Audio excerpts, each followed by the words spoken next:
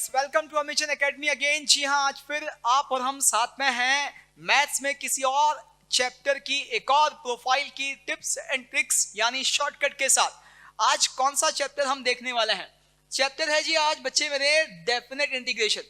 और इसमें आज हम क्या देखेंगे? एक इंटीग्रेशन का फॉर्मूला देखेंगे, डायरेक्टली आंसर निकालना सीखेंगे आज के बाद उस इंटीग्रेशन का। कौन सा वाला?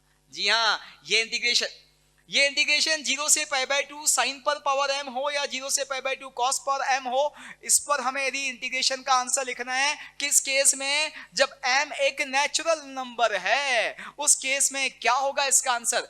जी हाँ, आज के बाद वो हम डायरेक्ट लिखेंगे, लेकिन उसके पहले आप सबको पता है कि भैया गुगली को झेलने के लिए हमें पर्दे के पीछे की कहानी पता होनी चाहिए, खाली फॉर्मूले से काम नहीं चलेगा। तो पर्दे के पीछे की कहानी क्या है, कहां से वो शॉर्टकट या वो टिप्स एंड ट्रिक्स हमें मिलने वाली है जो आज हम देखेंगे। जी हाँ बच्चे, इंटीग्रेशन है 0 to pi by 2 sine power mx dx। कुछ छोटी छोटी सी जानकारी मैं आपको देता हूं पहले, उसके बाद हम बात करेंगे। बच्चे, आप सभी को डेफिनेट इंटीग्रेशन की कुछ प्रॉपर्टीज पता है। जैसे मैं आपसे कहूं कि भाई 0 टू मान लीजिए 2a fx dx, तो आप सब जानते हैं कि this will be equals to, बताइए क्या, कि this will be equals to 0 if f of 2a minus x is equals to minus fx। और ये होता है इसी के साथ आप सबको पता है 2 times of 0 to a fx dx। कब? जब मेरे बच्चे f of 2a minus x जो है वो fx के इक्वल हो जाए। एक तो ये प्रॉपर्टी हमें पता है। जी हाँ, इसके अलावा एक प्रॉपर्टी हमें ये भी पता है कि a to b fx dx, ये इंटीग्रेशन जो है वो a to b f of a plus b minus x dx के इक्वल होता है। दोनों ही सेम होते हैं। तो यहां पर हमें वही देखना है। तो देखो, अब इन दोनों प्रॉपर्टी को भी यूज करेंगे, कुछ और छोटी छोटी चीजें यूज करेंगे, वो मैं आपको यहां पे डिस्कशन के वक्त बताता जाऊंगा। मेरे बच्चे, पहली चीज तो ये कि इस वाली प्रॉपर्टी से मुझे ये दोनों के दोनों इंटीग्रल इक्वल दिखते हैं। इक्वल लिखे हुए हैं, इसका मतलब हमें मान नहीं लेना है, दिख रहे हैं इक्वल। क्यों दिख रहे हैं बच्चे? कि देखो यहां पर a plus B minus X से आप x को बदल सकते हो। तो बच्चे यहां a प्लस बी कितना हो गया? पाई बाय 2। यदि मैं यहां x को पाई बाय 2 माइनस एक्स से बदल दूं तो मुझे पता है sine pi by 2 minus theta जो है वो कॉस ऑफ थीटा के इक्वल होता है, यानी ये इसमें कन्वर्ट हो जाएगा। तो इस वाली प्रॉपर्टी से ये तो साफ साफ नजर आता है कि हमारे ये दोनों इंटीग्रल आपस में क्या होंगे? इक्वल होंगे। किसी एक की वैल्यू निकाल लें, दूसरे की वही हो जाएगी। जी हाँ बच्चे, अब किसकी वैल्यू निकालते हैं? किसी की भी वैल्यू निकाल लीजिए। मान लीजिए मैं कॉस वाला ले लेता हूं कि भाई 0 टू पाई बाय 2 हमें कॉस पावर mx जो है उसको इंटीग्रेट करना है। अब जरा देखिएगा मैं क्या कर रहा हूं मेरे बच्चे। मैं यहां पर पावर m जो है नेचुरल नंबर है। अब ये पावर 20 21 भी हो सकता है, 1 और 2 भी हो सकता है।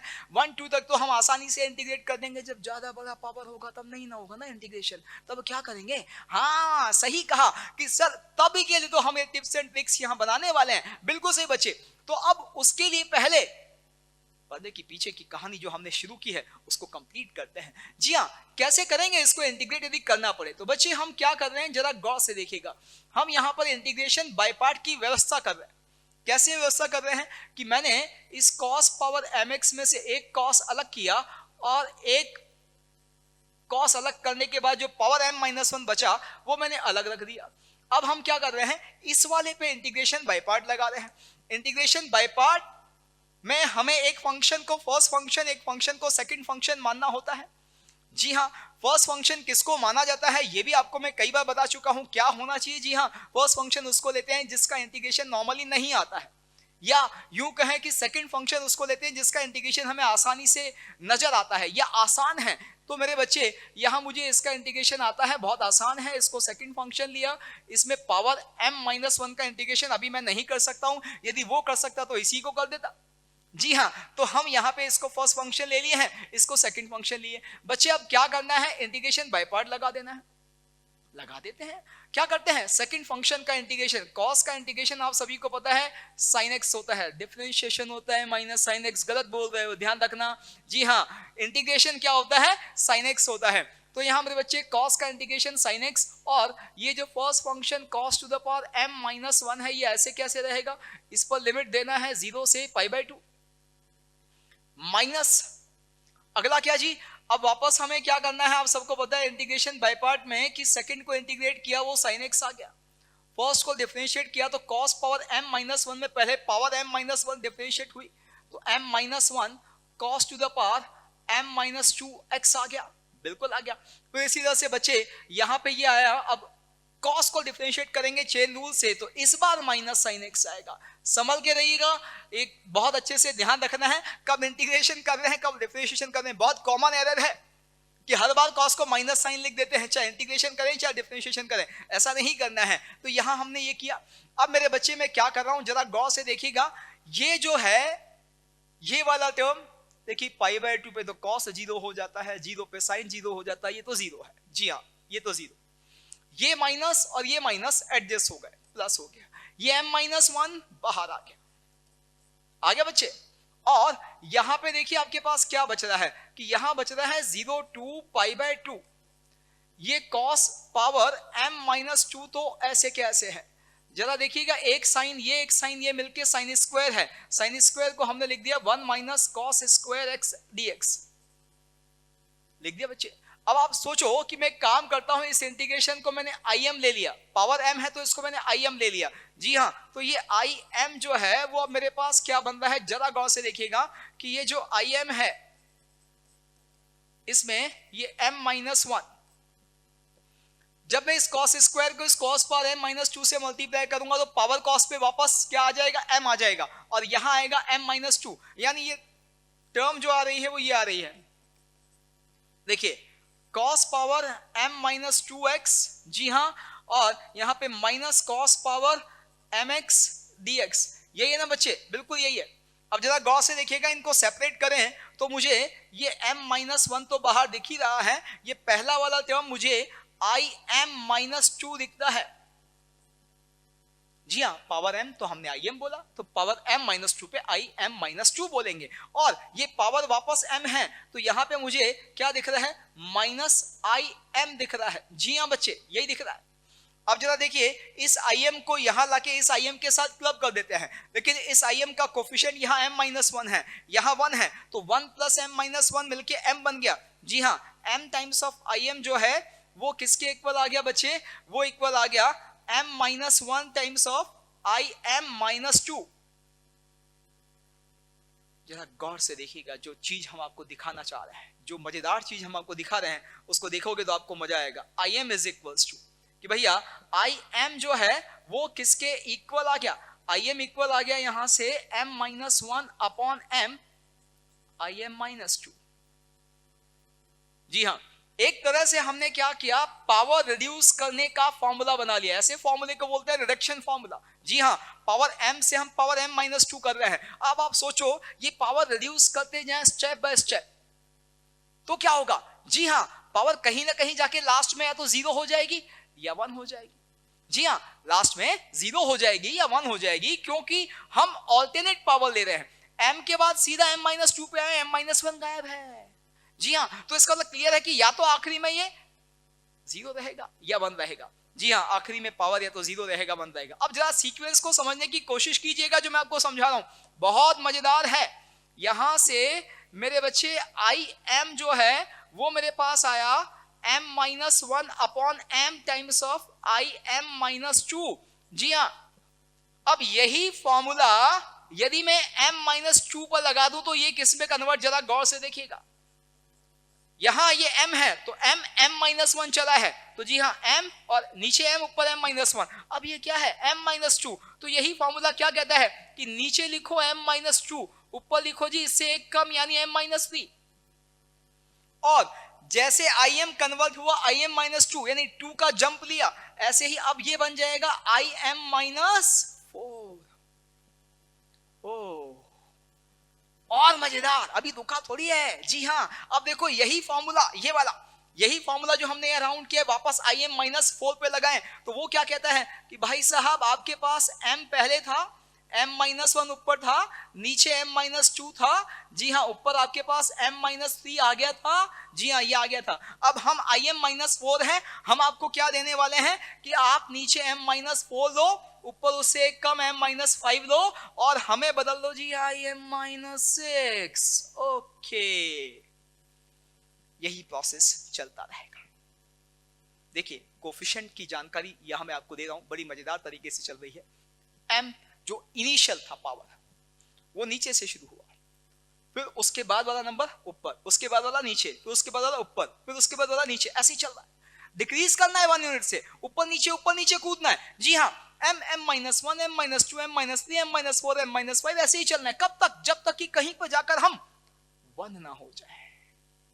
जी हाँ, आखिरी में होगा क्या कि भाई ये जो पावर चल रही है, ये im-6 का क्या मतलब है? cos पर पावर m-6 इंटीग्रेट करना है, लिमिट 0 से π/2 देनी है। अब आप सोचो, दो केस बन गए।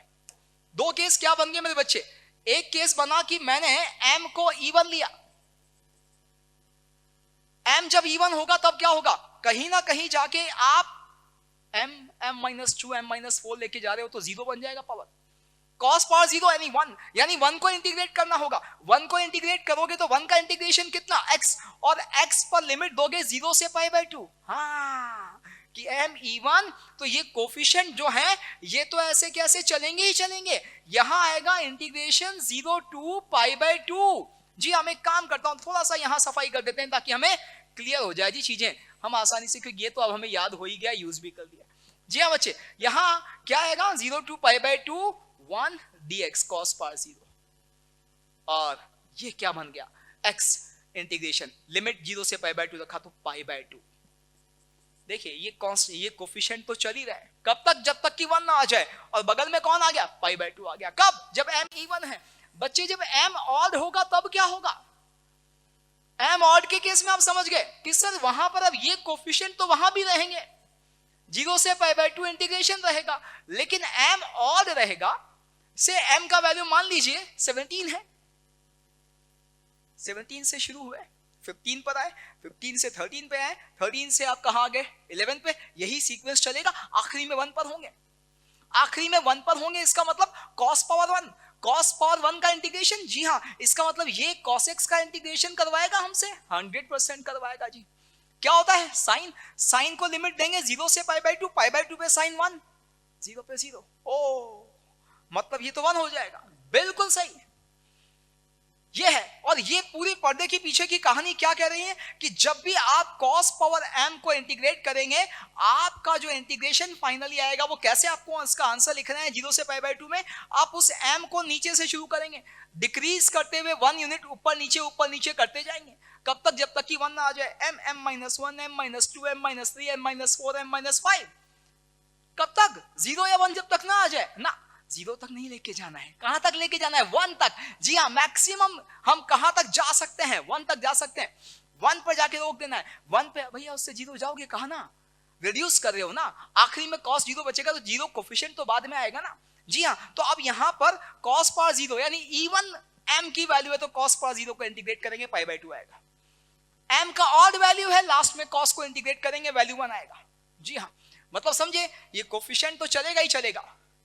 m इवन के केस में इसको π/2 से मल्टीप्लाई करना है, m ऑड के केस में इसको 1 से मल्टीप्लाई करना है। दैट्स ऑल अबाउट क्या पर्दे के पीछे की कहानी। जी हाँ, तो क्या रहा कंक्लूजन? लिख दिया हमने क्या मेरे बच्चे कि हमें sin पावर mx 0 से π/2 या cos पावर mx 0 से π/2 लिखना है। जहां m कोई एक नेचुरल नंबर है तो आप क्या करेंगे? आप वही उस m से शुरू करेंगे, m-1, m-2, m-3 चलेगा। कहां तक? कि भैया किसी एक जगह 2 और किसी एक जगह 1 आएगा, यहां 2 तो यहां 1 और यहां 2 तो यहां 1, ऐसे आएगा। और लास्ट में आपको मल्टीप्लाई करना है इस k से। ये k क्या?